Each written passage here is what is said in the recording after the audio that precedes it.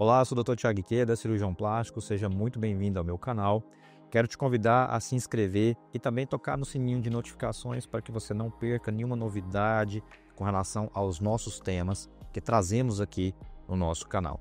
Temas esses relacionados à cirurgia plástica, tirando dúvidas, e também, igual o caso de hoje, que eu vou falar um pouco sobre algumas complicações, principalmente em uma complicação de cirurgia de mama. Então fique até o final que você vai entender o que é, como evitar, por que acontece e qual o tratamento da necrose de areola.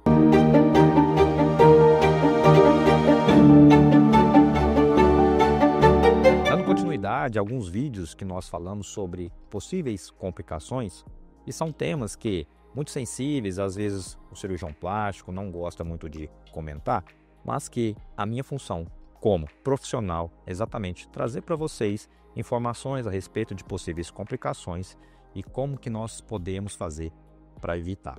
Então hoje nós vamos falar de uma complicação relativamente comum, mas também muito temida por nós cirurgiões plásticos. Antes de mais nada, eu quero esclarecer para vocês o que seria então necrose. Necrose é quando alguma parte do seu corpo, seja tecido ou órgão, morre. O que é isso? Não chega sangue ou então não sai sangue. Quero deixar bem claro que é quando alguma parte do seu corpo morre, não é o paciente, não é você que morre, certo? Então, muito comum, por exemplo, paciente diabético, que às vezes o dedo ali acaba tendo alguma necrose, alguma coisa nesse sentido. Então, quando não chega sangue ou não sai sangue desse determinado local. Então, nas cirurgias de mama, o que mais tem risco para ela, geralmente, é justamente essa questão da necrose da areola e do mamilo. E por que isso acontece? Bom, nas cirurgias de redução mamária ou nas cirurgias de mastopexia, que é quando nós levantamos a mama, muito comum a areola estar muito baixa, estar muito caída, do ponto que originalmente ele deveria estar. Quanto maior essa distância deste ponto, mais sofrido, por assim dizer, é a subida dessa areola.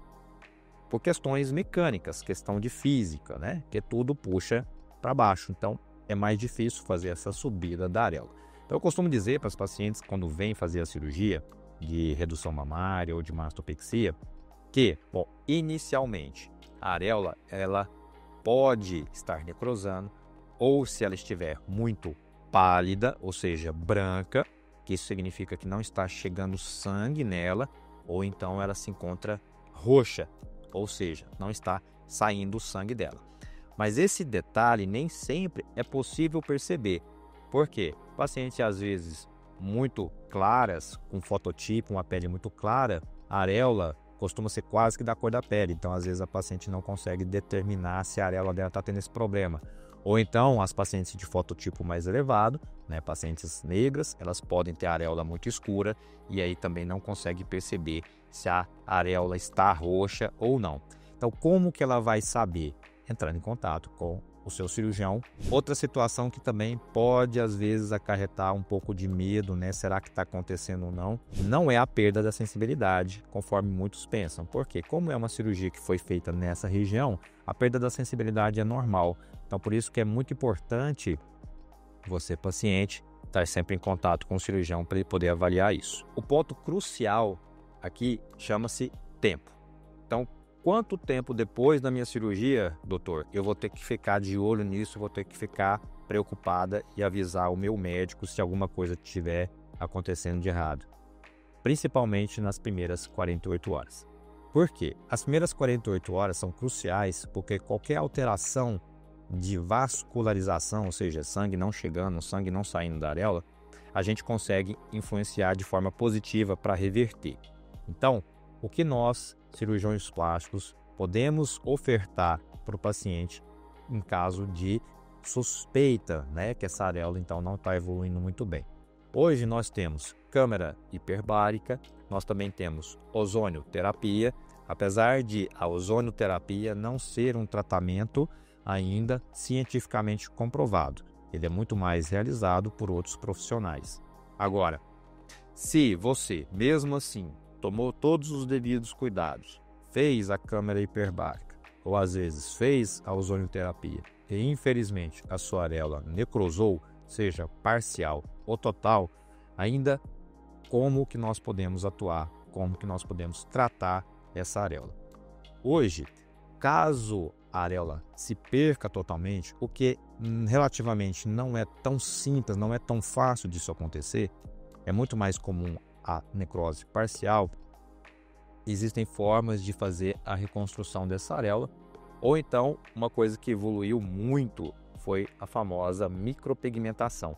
É como se fosse uma tatuagem ali da areola e do mamilo. Bom, então agora eu quero trazer para vocês uma recapitulação, né? Quais são os cuidados e tudo mais. Primeiro, nas primeiras 48 horas, então, ficar sempre avaliando, olhando para a sua areola. Qualquer mudança de cor, sensibilidade, entrar em contato com o seu cirurgião. Ou via mensagem, ou via fotos, ou via telefone, ou, obviamente, comparecendo até o consultório do seu cirurgião, para poder mostrar para ele o que pode estar acontecendo. Uma das coisas que, se necessário, eu costumo pedir para o paciente fazer na própria casa dele, é massagear a própria areola, como se estivesse bombeando, massageando ali a areola. Por quê?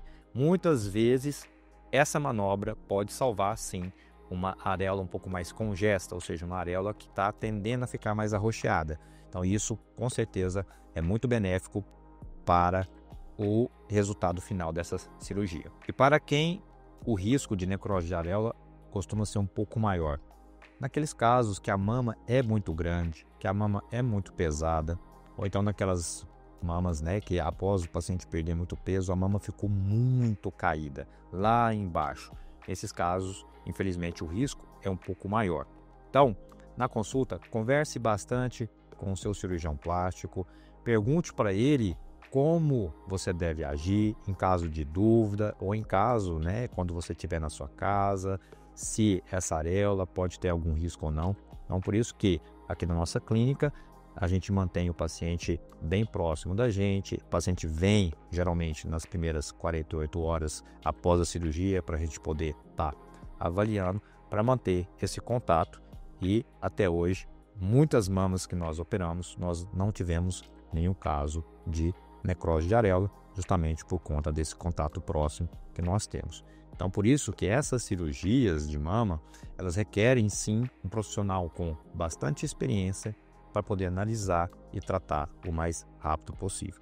Então, se você teve algum caso, né, de necrose de areola, seja em você ou alguma amiga sua que pretende fazer essa cirurgia, então mostre esse vídeo para ela, encaminhe para ela, para que ela possa então saber exatamente como ela deve agir e também tirar as dúvidas junto ao cirurgião plástico, o qual ela pretende fazer a tão sonhada cirurgia dela. E, obviamente, não deixe de se inscrever no nosso canal, ativar o sininho de notificações e escrever aqui no comentário qualquer dúvida que você tiver sobre a cirurgia plástica. E se tiver algum vídeo específico que você queira que nós façamos, será um prazer estar trazendo para vocês e tirando mais dúvidas. Até a próxima.